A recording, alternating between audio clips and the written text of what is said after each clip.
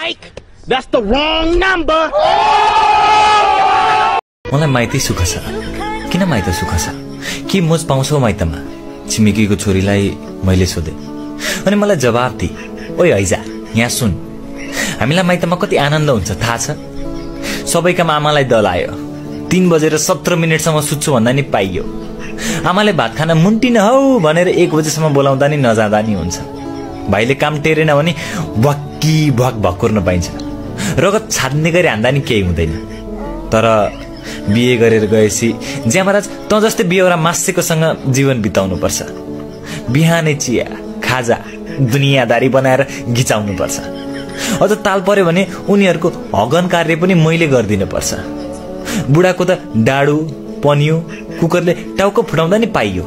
तर चोथाले सासु तीसँग झगडा पर्यो भने त यत्रो महँगो ट्रिटमेन्ट गरेको कपाल लुछालुछ हुन्छ। मेरो पैसाको सत्यानाश।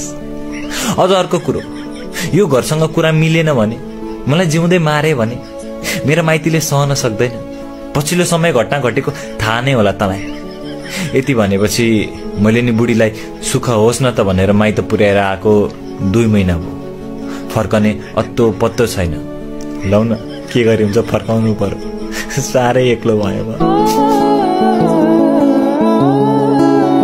अच्छी बात बोली, आपको अच्छी लगी तो ऐसे थोड़ा मार दीजिए हाथ। आप थोड़ा सा मार दीजिए, मार दीजिए, एक बार मार दीजिए।